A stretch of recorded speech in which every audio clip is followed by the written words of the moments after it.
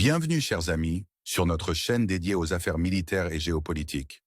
Aujourd'hui, alors que nous plongeons dans les derniers développements en Ukraine, nous sommes confrontés à un large éventail d'activités couvrant toute la zone de conflit. Cela inclut des rapports d'engagement depuis Kherson à travers Zaporozhye et tout le long du front du Donbass, avec des occurrences notables sur le front nord-est et à Koursk. Cette montée en activité suggère un changement dynamique dans le conflit en cours, et alors que nous nous embarquons dans ce périple de mise à jour, il y a une richesse d'informations à partager. Avant de commencer, je salue nos auditeurs du monde entier, en particulier nos fidèles abonnés. Passons rapidement au champ de bataille. Remarquablement, les forces russes ont fait une avancée inattendue vers Kramatorsk, un événement qui était auparavant imprévu. Cependant, notre attention se tourne d'abord vers le front de Kherson, qui après une longue période d'inactivité, a connu un changement significatif.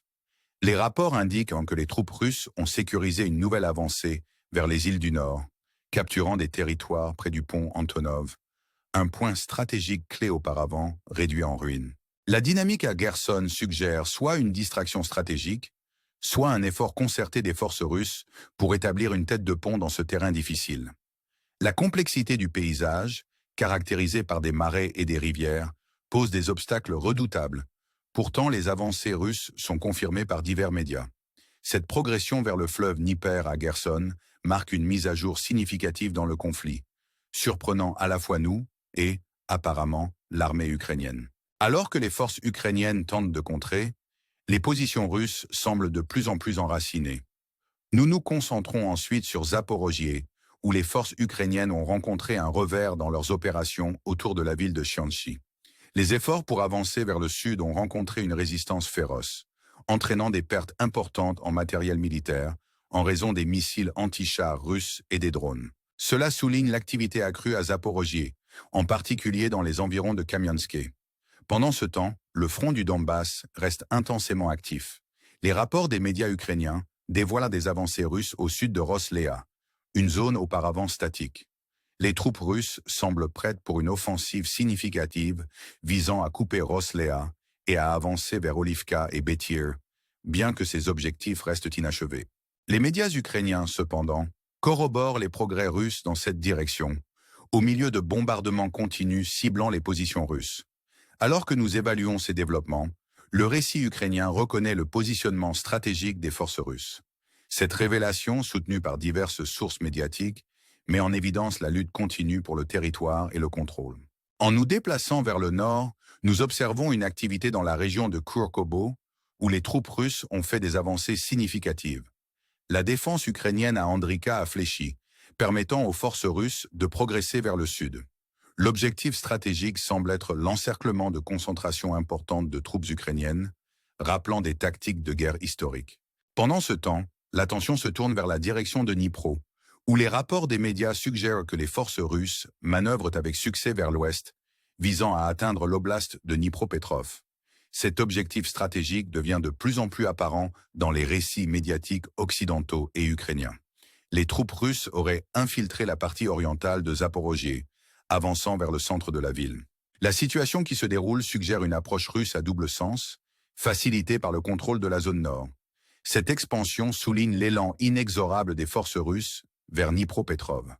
Les implications de cette avancée sont significatives, avec des sources médiatiques rapportant constamment cette évolution. Alors que nous continuons de suivre ces événements en cours, le paysage stratégique de ce conflit reste fluide et dynamique, chaque mise à jour offrant de nouvelles perspectives sur la situation en évolution. Alors que nous approfondissons les événements en cours, des rapports de dernière minute révèlent que la petite mais stratégiquement significative localité d'Uspivka est passée sous contrôle russe. Cela marque un changement décisif dans la région, les forces russes consolidant leur emprise. Dans la ville de Torex, les troupes russes ont établi un contrôle total, bien que l'étendue de la destruction dans la région soit considérable. Malgré les dévastations, il y a un potentiel de restauration future, avec des indications que la Fédération de Russie entend reconstruire. À Chifyar, les mises à jour d'aujourd'hui s'étendent au-delà des avancées territoriales, se concentrant sur les innovations logistiques.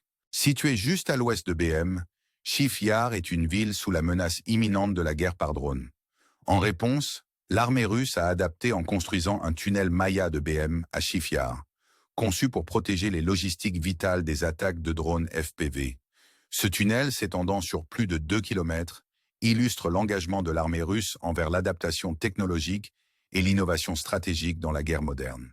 L'utilisation de telles mesures met en évidence l'évolution de la nature du conflit, où les tactiques conventionnelles sont complétées par des défenses technologiques avancées. Cette ingéniosité logistique est un témoignage de la capacité de l'armée russe à apprendre et à innover sous les pressions de la guerre contemporaine. Je vais continuer avec la suite du texte dans une réponse séparée. En tournant notre attention vers la ville symbolique de Gramat, un site de signification historique en raison des manifestations contre le gouvernement de Kiev en 2014, nous observons une activité russe renouvelée.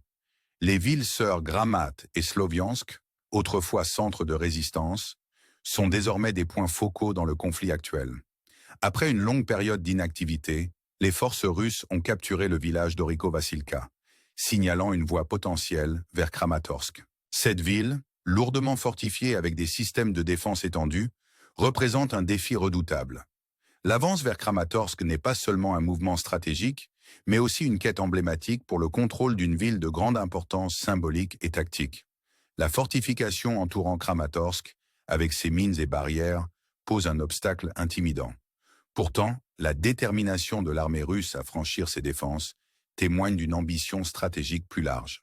La capture d'Oriko-Vassilka est une étape cruciale dans cette entreprise, surprenant les forces ukrainiennes et modifiant la dynamique dans la région. La situation sur le front nord-est est tout aussi dynamique, avec les forces russes faisant d'importantes percées. La coupure de la route P79 entre Sapak et Kupiansk marque un point critique, les troupes russes avançant plus profondément en territoire ukrainien. Ce mouvement menace d'encercler les forces ukrainiennes d'une manière rappelant les stratégies militaires historiques, potentiellement conduisant à un piégeage à grande échelle. Le progrès à l'ouest de Zakhne est remarquable, alors que les troupes russes traversent la P79, avançant vers Doriska et Monachink. Ce développement pose un défi sérieux aux défenses ukrainiennes, avec le potentiel d'altérer considérablement le paysage stratégique. Les avancées en cours soulignent l'acuité tactique des opérations russes, qui continuent d'exploiter les vulnérabilités des défenses ukrainiennes. Les répercussions de ces manœuvres se font sentir sur tout le front, alors que les forces ukrainiennes se débattent avec les implications de ces percées. Enfin, nous tournons notre regard vers le front de Koursk, où l'offensive ukrainienne a rencontré une résistance redoutable. Les forces russes ont réussi à tenir leur position, contrant les avancées ukrainiennes avec une précision stratégique. Le soi-disant « chemin de la mort », marqué par la destruction extensive de véhicules de combat ukrainiens, souligne la férocité de ce conflit. Les affrontements incessants dans cette zone mettent en lumière l'intensité de la lutte, alors que les deux camps se disputent le contrôle. L'imagerie des chars et véhicules détruits sert de rappel saisissant de la réalité brutale de la guerre, évoquant des scènes rappelant les batailles historiques. Alors que le conflit dans cette région se poursuit, la résilience et l'acuité stratégique des forces russes restent essentielles au récit en cours. Les développements sur ces fronts offrent un aperçu de la nature complexe et en constante évolution du conflit, où chaque avancée et revers contribue au calcul stratégique plus large. Alors que nous continuons de suivre ces événements, la trajectoire future de ce conflit reste incertaine, chaque moment offrant le potentiel de développement nouveau et inattendu. Alors que nous continuons à suivre les développements complexes en Ukraine, la situation sur le champ de bataille reste fluide et complexe. Les manœuvres stratégiques et les innovations tactiques que nous avons observées soulignent un récit plus large d'adaptation militaire et de résilience. Sur le front nord-est, l'avance russe pose une menace croissante pour les défenses ukrainiennes, avec des encerclements potentiels de plus en plus probables. Cette pression tactique reflète une intention stratégique de tirer parti des avantages géographiques et des doctrines militaires historiques, visant à changer l'équilibre des pouvoirs dans la région. Les événements en cours témoignent de la nature dynamique et imprévisible de la guerre moderne, où les deux camps s'efforcent de capitaliser sur les vulnérabilités de l'autre. Dans les régions du Sud, en particulier autour de Kherson et Zaporogié, la danse complexe des mouvements militaires continue de façonner la trajectoire du conflit. La capture de localités stratégiques et les batailles continues pour le contrôle illustrent les enjeux élevés impliqués, alors que les forces russes et ukrainiennes s'efforcent de prendre l'avantage. Sur fond de destruction et de changements territoriaux, la dimension humaine de ce conflit reste omniprésente, avec des vies et des communautés prises dans les tirs croisés. La résilience de ceux qui sont affectés est un rappel poignant de l'esprit humain persistant face à l'adversité. Je vais continuer avec la suite du texte dans une réponse séparée. Pendant ce temps, les développements dans les villes symboliques de Gramat et Sloviansk soulignent les récits imbriqués de l'histoire et du conflit moderne. La capture d'Oriko-Vassilka et les avancées subséquentes vers Kramatorsk et Sloviansk sont emblématiques d'une lutte plus large pour l'influence et le contrôle. Ces villes, imprégnées d'une signification historique, servent de points focaux dans le concours géopolitique plus vaste, où le passé et le présent convergent dans une tapisserie complexe d'ambition et de résistance. Les défenses fortifiées de Kramatorsk se dressent comme un témoignage des défis à venir. Pourtant, la détermination des forces russes à franchir ces barrières souligne l'importance stratégique accordée à ces objectifs. Alors que nous observons l'avance implacable des troupes russes dans divers secteurs, les implications pour l'armée ukrainienne sont profondes. Les défis de maintenir les lignes d'approvisionnement, de sécuriser des positions stratégiques et de contrer les avancées ennemies sont exacerbés par la nature évolutive de la guerre. L'introduction d'innovations technologiques, comme le tunnel Maya, met en évidence les stratégies adaptatives employées pour naviguer dans les complexités du conflit moderne. Cette ingéniosité témoigne du thème plus large de l'évolution militaire, où les tactiques traditionnelles sont augmentées par des technologies contemporaines. La situation en cours sur le front de Koursk illustre encore l'intensité du conflit, où l'offensive ukrainienne a rencontré une résistance acharnée. Le chemin de destruction laissé par les affrontements sert de rappel sombre du tribut de la guerre. L'imagerie des chars brûlés et des véhicules éparpillés sur le champ de bataille évoque une réalité frappante qui est à la fois historique et immédiate. Cette lutte incessante pour le contrôle et la domination continue de façonner les contours du conflit, alors que les deux camps s'efforcent d'obtenir un avantage stratégique. En concluant notre exploration de ces développements, nous sommes laissés avec un profond sentiment de la complexité et de l'incertitude qui définissent ce conflit.